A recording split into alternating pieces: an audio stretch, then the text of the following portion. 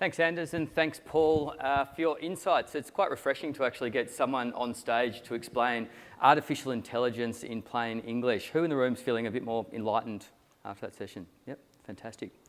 So as Paul Yates said this morning, this is the fourth Advisor Innovation. This is my fourth time speaking at the Advisor Innovation, and I get pretty excited every year. I think it's a fantastic event, and it's so fantastic to see so many people in the room. Just out of interest, who came along to the first one? Is there anyone in the room? Quite a lot of people. Who came last year?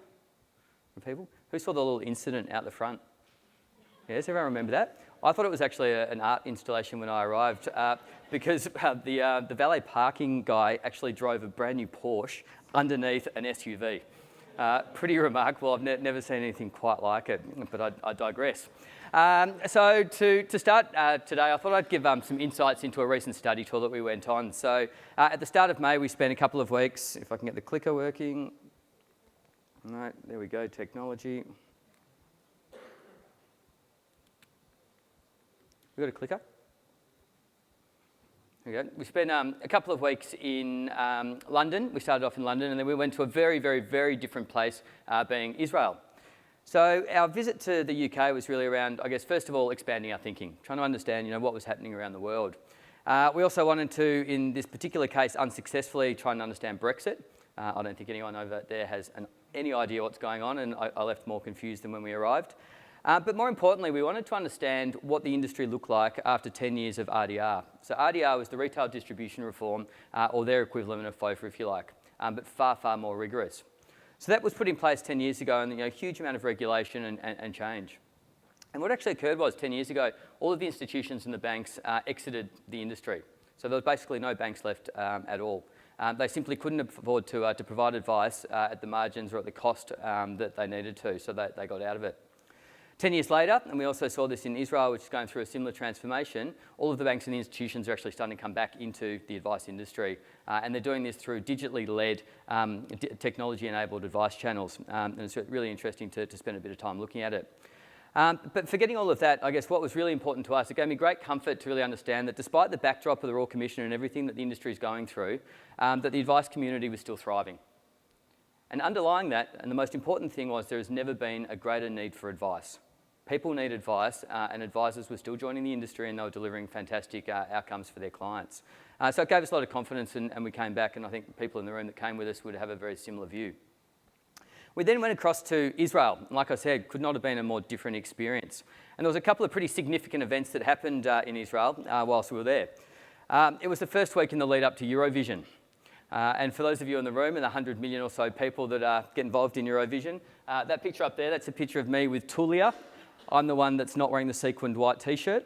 And Tulia is the Polish entry, who unfortunately didn't actually qualify, so it was a pretty short trip for them. But remarkably and surprisingly related, we also got caught in one of the biggest missile strikes that Israel's had over the last many years. And over the course of, I think it was 3 days, there was around 750 missiles fired at us from Gaza. So what does Eurovision and a missile strike have to do with each other? Why is Eurovision having any impact on Hezbollah or the Gaza? And no, it wasn't actually to shoot down Madonna or to get rid of the competitors against the Israel team. The Hezbollah and the terrorists actually identified that with a couple of 100 million people around the world tuning in to watch Eurovision, that they had an opportunity to actually disrupt it, to stop bands turning up, to stop Madonna turning up, and it actually became quite political. And there was a few other things that were going on in the background, but that was certainly a key driver of a very important part of the actual timing of that missile strike. So we were 40 kilometres away from all the action, halfway in Melbourne, Geelong, so about a half an hour drive. And yet, day to day, everyone just went about business. Everyone was just getting on with life as if nothing was happening. Now, being an Aussie and having not been in a missile strike before, there was a few of us that were sort of quietly shitting ourselves. And we were regularly on Twitter, we were looking for updates, we were speaking to the embassy, trying to understand exactly what was going on. And as an aside, it was fascinating to actually watch Twitter to see the propaganda between the different parties involved. So you had live tweets coming out of Gaza, you had live tweets coming out of Israel from the Israeli Defence Force, and obviously two very different sides to the story, neither of which mentioned Eurovision. So this was all going on, and so people were just getting on with life, and no one seemed too fussed by it. And we sort of got a bit intrigued by this. We sort of wanted to understand why. And the reality was that everyone knew that they were safe. So despite the fact that there was all these missiles being fired at them, they had what they call the Iron Dome. Has everyone heard of the Iron Dome or familiar with the Iron Dome? No? So the Iron Dome is sort of, I guess, their key military defence system. And imagine it's almost like a virtual dome that goes over the whole of Israel. And this Iron Dome is able to identify the exact moment that a missile is fired at the country. Immediately it will do a calculation. It'll work out where the missile is going to land and when it's going to land. And then they'll look at whether that's a highly populated area, if there's going to be civilian damage, or if it's just going to land in the desert. If it's going to land in the desert, they let it crash. If they think it's going to land somewhere in a civilian area, they'll basically send up a counter missile and they'll blow it out of the air. Now, why don't they do that for every missile? And the answer is it costs $110,000 for every missile intercept. So if they were to simply try and shoot down every missile that was fired at Israel, the country would go broke. So they actually have to be very particular around which missiles they're shooting. The other thing that was interesting is that once they've identified that a missile might land in a particular neighbourhood, there's a local siren that goes off. And as one of the news anchors was explaining to us, this is how it worked. A car alarm went off in the street, and boy, did everyone shit themselves then. But once you hear this siren, you've got approximately 60 seconds to get to your bunker. And every house and every office basically has a bunker that you can sort of run into to protect yourself, including in the hotels. So it's pretty interesting. And I guess another key reason for going to Israel is we wanted to understand how it was that a country that has got 9.2 million people, 30% of which are religious scholars, can churn out more startup nations than any other stable, peaceful country in the world. So they've got 9.2 million people. The country is actually only 70 years old. They're surrounded by hostile neighbours, and yet they're producing more and doing more with what they've got than anywhere else in the world. And this really started to get me thinking, and whilst it was a fascinating experience and we absolutely got the Israeli experience, why is it that a country that has basically got nothing was able to survive? And what it comes down to is through adversity, through scarcity, and through necessity, fantastic innovation can actually occur. And if you think about that, going back through and looking at some of the biggest companies in the world now, the likes of Google and Microsoft and others, they actually started in a garage with no staff, no clients, no infrastructure. They basically had nothing. And to Paul's point earlier, you don't have to have 10,000 employees to start building some cool stuff. You only need a couple of people, a really good idea, and a desire to actually make a change. So if you're sitting there in your own business thinking all of the stuff you just heard and what I'm going to talk about is not for me, I think you've got issues. Now is the time to actually take action and to do something. The other thing that became pretty apparent from, I guess, the trip both in the UK and also in Israel was that over hundreds and hundreds of years, things have constantly evolved and been disrupted and changed. Jobs have been lost and jobs have been created. The beauty about humans is that inevitably, inherently, we will always move on to something else. We'll move on to a more creative activity. So for every job that gets replaced with AI, we're going to move on to something that's more valuable and going to add more value to humankind. But at the intersection of this, and where real innovation happens, so I'm talking really disruptive innovation happens, is where culture, so understanding client needs and the cultural changes in the world, intersect with technology. This is not about having technology for technology's sake. Too often we put technology into our business without actually understanding the problem. This is about understanding the human drivers, the cultural change and the client needs, and then applying technology to solve them. And if you take that mindset into anything you can do, hopefully over time you're going to come up with true innovation and true disruptive innovation. Some of the cool stuff that we saw overseas, and I'll explain how culture meets innovation through these examples. 4D printing. Over dinner one night in Israel, we heard from Professor Oden, who in his lab at that time, they could print a hamburger. So a full hamburger from the bun all the way through. Looked like a hamburger, tastes like a hamburger, smelt like a hamburger, and it takes about 5 minutes to do. And they're able to print all sorts of stuff. They can print steaks, basically any food that you can think of, they can now print.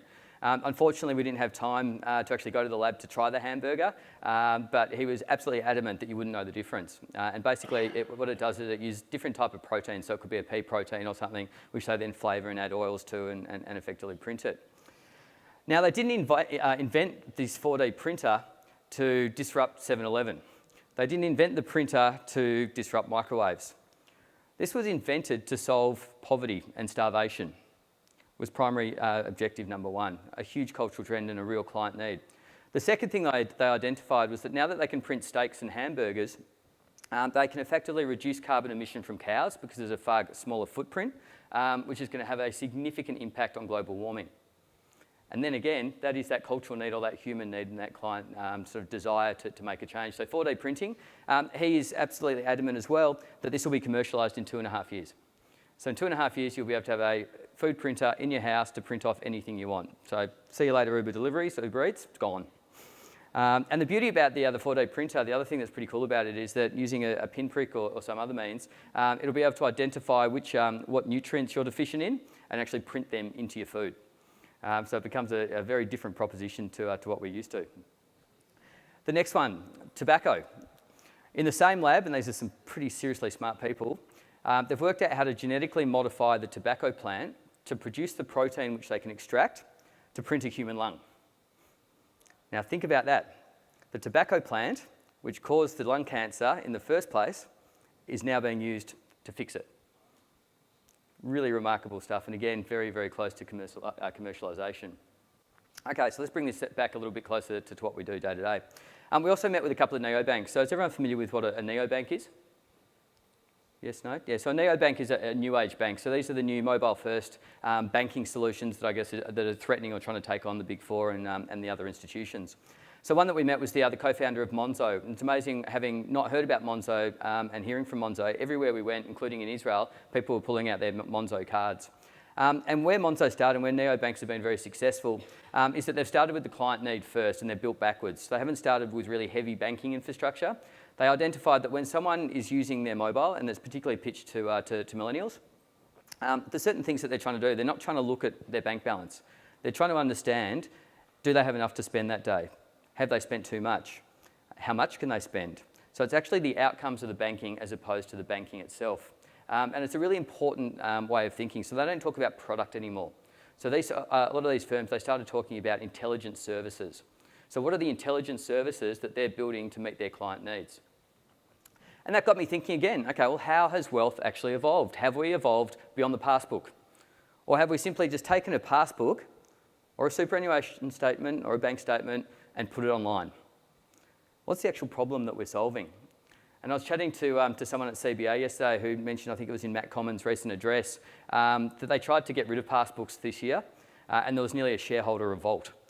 Can you believe this? There are still 400,000 passbooks being used by CBA customers. It's quite remarkable, so they had to reverse it, and they're going to still be offering passbooks. My mum's ex-husband used to love going down to the bank and having a chat to the banker. So culturally, there's still a long way to go, but it doesn't change the fact that I think many we're guilty in many regards as well, of just taking what we've always done and putting it online. What is the true digitisation of wealth going to look like? So I've talked about culture a little bit. So what is culture? Culture is the amalgamation of the way that we think, the way that we feel, and the way that we behave as a result of what we see, read, and hear. And it's a pretty powerful statement, and it really sort of, I guess, underpins a lot of what we're going to talk about today. So the three big cultural trends. So there's hundreds of cultural trends, and obviously we can't cover them all today. The three that I really want to focus on is the trust deficit and the sharing economy. Help me feel good, or how do you make your clients feel good? And gender neutrality, which is increasingly and always been very important. So in 2006, the year that Raul, Fidel Castro's brother, took over as president of Cuba, Fidel Castro went in for intestinal surgery. At the end of the surgery, a local news anchor from the communist radio station read out a pre-prepared statement. There was no photos of Fidel recovering in bed, and there was no bedside address from Fidel. Rumours started, Fidel's died. 2 weeks later, however, this photo emerged of Fidel holding the newspaper from Granma, which is the local communist newspaper, with the date stamp on it. And all of a sudden, all those rumours were quashed. Everyone was comfortable and happy. Fidel was, in fact, still around. So in 2006, we could actually believe that picture. In 2006, we could believe that a cat was a cat. We could believe that a person was a person. We could believe that the news we were reading wasn't fake. However, in this day and age, and this is interesting, some would suggest that we have never been able to trust politicians. I'm about to show you a video that absolutely proves it.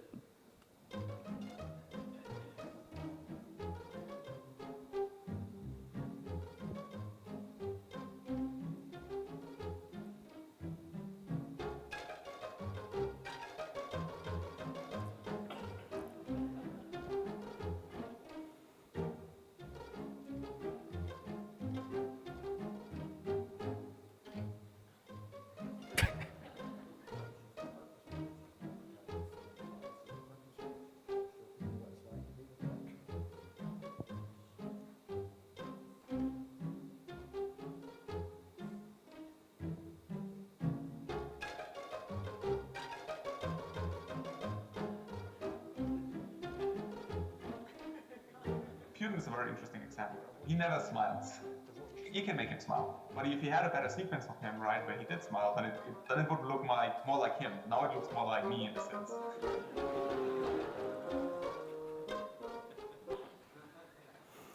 Pretty scary stuff. And so that was, I think they said, three or four scientists out of university sitting in their room that came up with that. So we couldn't trust politicians anyway, and we absolutely can't now. So in this day and age, it's probably not therefore surprising that we have a significant trust deficit in the world right now, and it's getting worse. We can't even trust that the honey that we're buying in our supermarkets is in fact local and not coming out of China. And not surprisingly, against the backdrop of the Royal Commission, the trust in our industry, and particularly against institutions, is an all-time low, with only 55% of consumers trusting banks or institutions globally.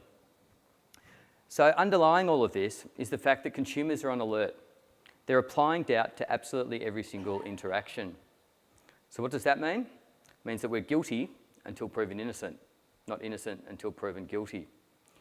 And yet remarkably and ironically, at the same time that the trust deficit is getting worse and worse and worse, we're doing things like lending our cars, getting into cars with strangers. We're lending our houses and staying at strangers' houses. On Airtasker, we can now get random people to pick up our shopping, to wait dinner parties, you name it, they'll do it. We can also lend or borrow our front yard. We can borrow our bikes. We can borrow someone's pet. And remarkably, now even our toilets. So no longer are we swiping right on Tinder, we're now wiping right on Louis. So in 2016, in his TED Talk, the co-founder of Airbnb tried to understand or talk through how they design for trust. What is it that in an environment of significant trust deficit allows strangers to do the things that strangers are doing? And they conducted a whole lot of research with Stanford University, and they participated in a whole lot of different exercises. And I thought I'd try one today now if everyone's keen. We keen? Yep, okay. Everyone grab your mobile phones. Hold it out like this. Unlock it. Is everyone unlocked? Okay, now give it to the person on your left.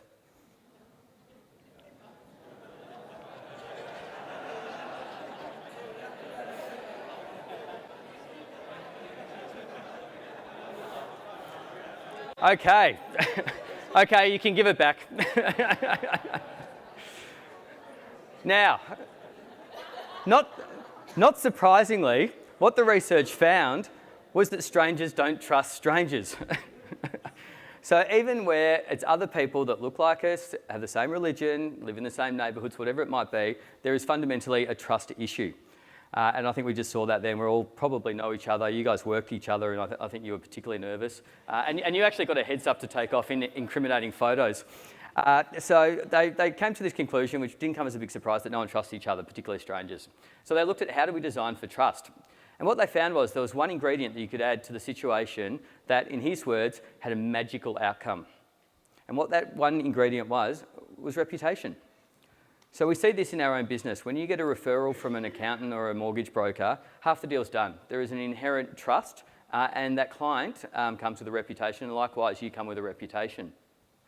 In the online world, this is very different, and obviously it's a different scenario. So what the research found was that people that had less than 3 online ratings or reviews, trust wasn't formed. For people that had more than 10 ratings and reviews, trust was formed. It's pretty simple. And this isn't just as it relates to Airbnb. There's examples across the whole of the web. My favourite one that really drives this home is Silk Road, which was until the FBI shut it down, the largest illegal marketplace in the world, which operated on the dark web. So Silk Road was basically a marketplace where criminals could do business with other criminals and use their hard-earned bitcoins to pay for things like drugs and guns and probably pornography. And I love this one, but the point was they'd never met each other. It was completely anonymous, and yet businesses were able to absolutely thrive in this environment, and it was all as a result of ratings and reviews. There's some great ones up there, but the one that I love, FedExed and was not let down. Dope is A+, we'll do business again. In this online environment, it's pretty remarkable how much trust can be formed between anonymous strangers. In my own world, and I've said this numerous times, I won't risk $20 of my hard-earned money on a movie ticket until I've checked out the Rotten Tomatoes review. And I'm sure that in your own world, you're looking at rating reviews and TripAdvisor for hotel reviews, etc. And yet still, despite me banging on about it now probably for the last 2 years, only 20% of our industry uses ratings or reviews to build their online digital reputation. So that's with advisor ratings or Google reviews or whatever it might be. It's just far too low, and we need to get serious about this if we're going to be relevant in the future. But the point about digital reputation is it's not only just ratings and reviews. There's a whole lot of other aspects that actually sit behind building your online digital reputation. You've got to look at social media, you've got to look at your website, your mobile, your apps, things like your client portal, and we'll talk about each of them individually. So from our latest research report that you heard about earlier, which is literally live as of yesterday, we found that 1 in 3 are now posting on social media regularly, which is great, because social media is a fantastic way to build authenticity, for clients to find you, for clients to get to know you, to understand your point of view, and also to see your expertise. 41% of people are now updating their websites at least monthly, which is also fantastic. Still a long way to go, but it means that you're going to be relevant for Google, you're going to show up on the front couple of pages, and again, your clients see that you actually care about the information that you're putting online. And 65% of people are using a client portal. Now, the difference here is, though, that a lot of people have spent a lot of time making things look pretty. Look at my new website. Doesn't it look great? Isn't it well designed? But very few people are taking user experience into consideration. So to explain user experience, because it's a bit of a geeky term that we like to use, there's user experience and user interface, UX and UI. So who's been at the Sunday afternoon barbie trying to get the last 8% of the tomato sauce out of the bottle? Yep, whacking it. Yep, it's really annoying. And it's a really bad user experience. So the bottle ticks off on all the conventions. It looks good. It looks like every other sauce bottle. It does what it's meant to do, what it says on the label. But Heinz realised that it was causing a lot of frustration, so they went about completely redesigning the bottle and came up with the new design, which doesn't look nearly as nice, certainly doesn't look conventional, but it means that you can get almost every drop of tomato sauce out of the bottle. And the two key things here are obviously turning it upside down, which in hindsight shouldn't have taken a rocket scientist. And the other one was they reinvented or redesigned the plastic, so it's far more slippery now, so the sauce doesn't stick to it. Another great example that I'm sure you've seen in your own local park. This is the difference between form over substance. Looks great, doesn't work. So when you're designing your websites and your digital assets, are you thinking about what the user wants? Are you thinking about how the user gets the information that they need and how quickly they can get it? So the best example here is how many of you have recently launched your website, but more importantly, how many of you have made sure that it's optimized for mobiles? This is key. Because there is nothing more frustrating than going to a website on your mobile, which is where most people visit them from now, and it not being optimised and having to try and find menus and scroll around. It's a poor experience, and it basically says to your customer, either prospective customer or existing customer, I don't care about you. You know, it's an old cliche, but it's your shop front, and it basically says, I'm not interested in how you feel about me and my service. I don't have the time. Okay, so let's change gears a little bit. Let's look at what the big end of town's doing. So let's look at Goldman Sachs. Goldman Sachs is, I think, around 170 years old. It is the epitome of Wall Street. Big, old, staid bank. Post GFC, they realised they had a real trust issue. And they were looking at different ways that they could basically reinvent the company to build on trust and to build trust with all Americans. And they've doubled down on digital because they realised that digital reputation is really what's going to make or break businesses in the future. Now, looking at their homepage, you would be confused, as I was initially, to think that maybe this is the homepage for IBM or Google or Microsoft or some other big tech firm, but it's actually Goldman Sachs. So what they've identified is that they need to partner or acquire digital assets to improve the trust that they have with their client. And when you look at their digital strategy now, and this is over the last couple of months, they've been really active in this space. So about 3 years ago, they launched Marcus, which is their digital millennial banking service, and it's been wildly successful. I think since it launched, it's accumulated about $46 billion in deposits. And they've started with that client-first mentality, and they're looking at how or what their clients were wanting, particularly the millennials, all the way through to their high net worth individuals that have got hundreds of millions of dollars and very bespoke specialist advice. What was most interesting, though, and I completely missed this until we started putting this presentation together, was 2 months ago they paid $750 million US for United Capital. So I don't know if anyone's come across United Capital, but it was one of the largest independent financial planning groups in the US, and it's had massive growth over the last couple of years. We were lucky to actually spend some time with the founder, Joe Durand, when we were in New York last year. Incredibly inspiring guy, but that's not what they paid the $750 million for. What they wanted was all the digital tools that Personal Capital has developed over time that enabled them to basically take any business, put it through the Personal Capital process and automatically increase client satisfaction and ultimately profitability. So from the point that the client first comes to the website, to understanding what the advice journey is going to look like, to actually delivering the advice and the ongoing engagement, it was all highly digital. And now Goldman Sachs, all the way from Marcus through to the high end, is able to deliver digitally led advice services to everyone in America. It's very, very powerful, and I think they're going to be incredibly successful. But they recognise that it's not just advice that they need to partner for digital success with. And I think they're now the second most active venture capital business in America. And they're investing in companies the whole way along the value chain and also throughout their whole tech stack. One of the most impressive partnerships recently was their partnership with Apple, who's just launched the Apple Card. On the face of it, it seems pretty boring, but what they've done with Apple is absolutely incredible. They've taken the credit card experience and they've completely reinvented it.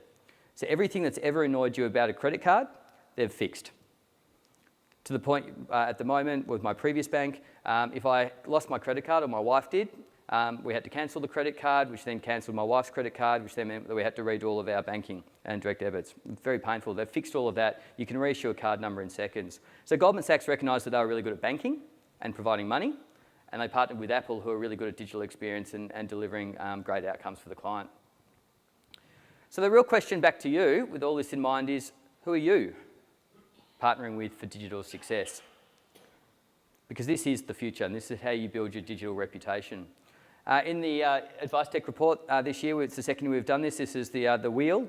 So we've identified 26 different areas within an advice business that we believe can be enhanced with different technologies. And we've basically mapped all of the current providers that the advice industry are using. Great place to start. It's not going to give you all the answers, but at least it'll give you a bit of a short list around what you might want to start investigating. Okay, and the second thing about building trust in a digital environment is try before you buy.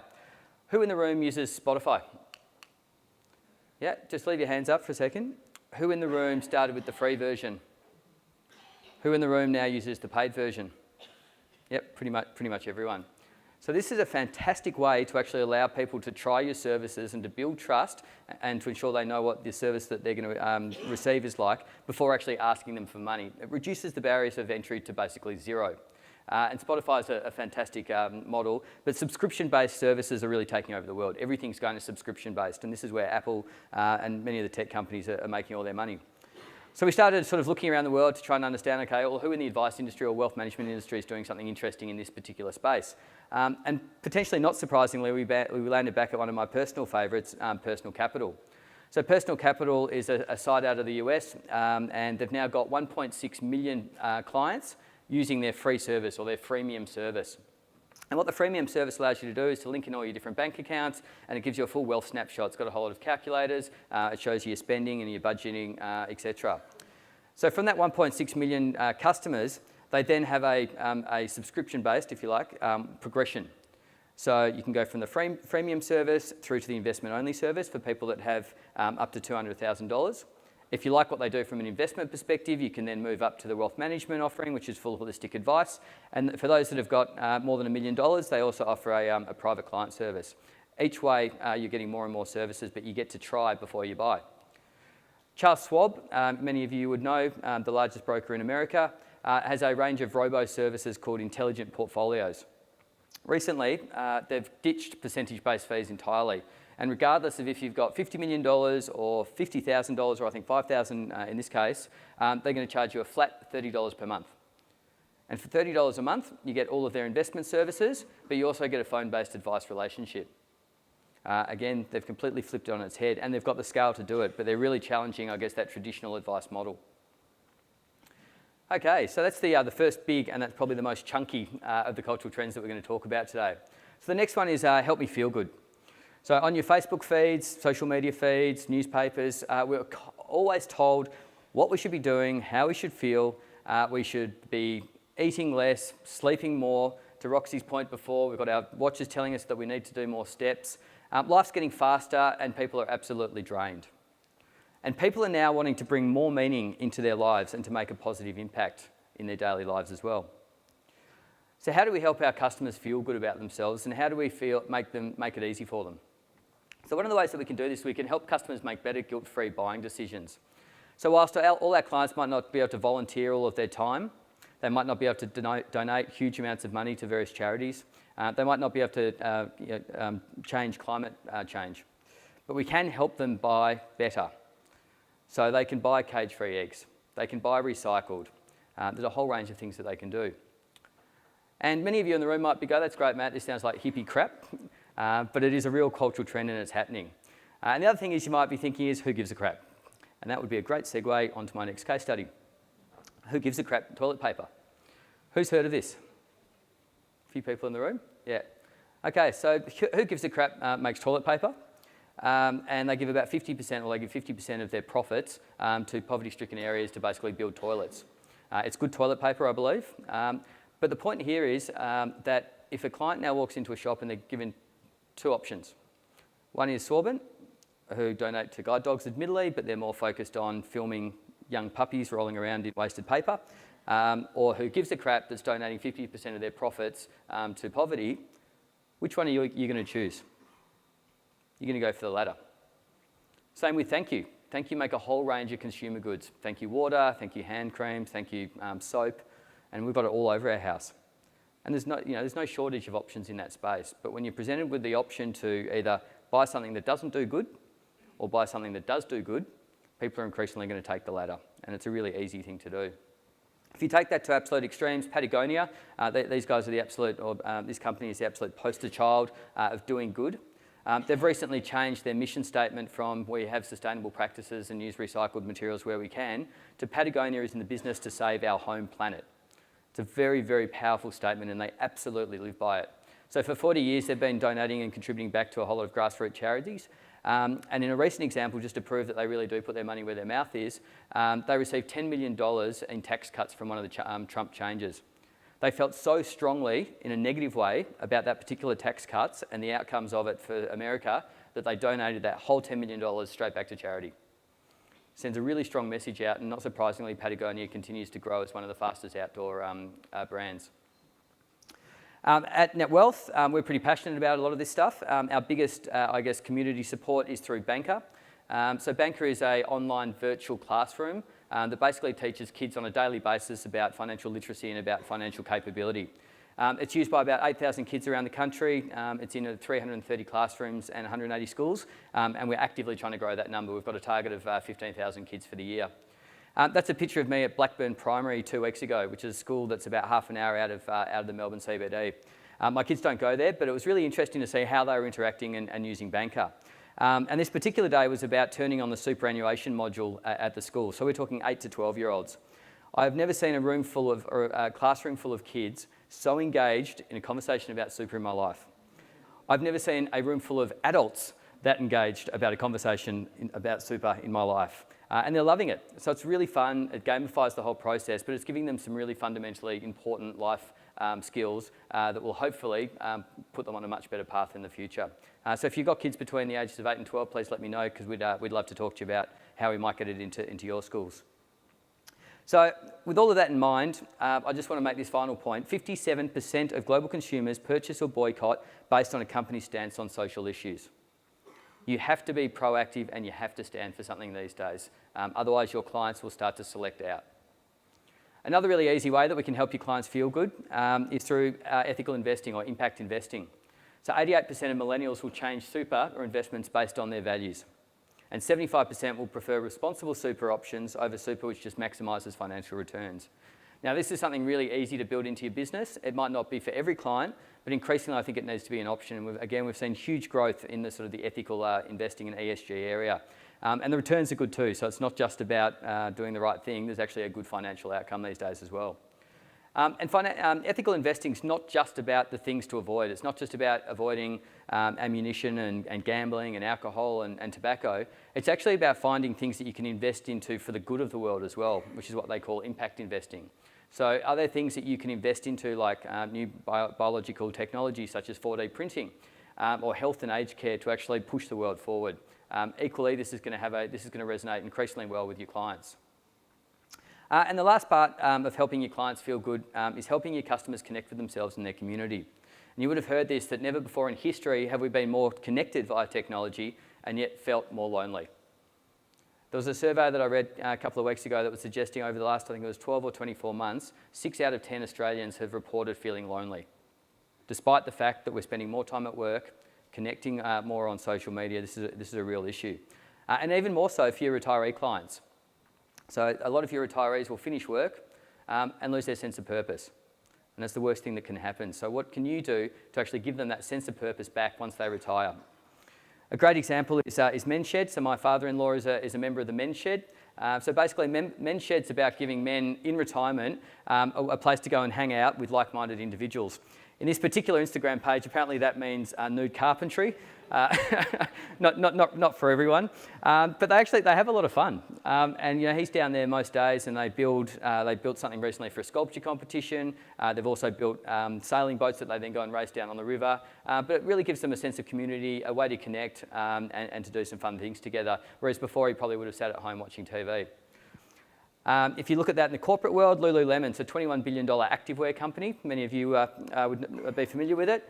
In addition to making activewear, they also run global retreats. So they run yoga retreats and spiritual retreats and a number of different sort of events where people can connect with like-minded people, but also just build that sense of community. And I think there's some fantastic opportunities within advice to actually help build communities and friendship groups within your clients. We've seen certain advisors, and I helped them down in Tassie, and there was when WA set up a giving circle.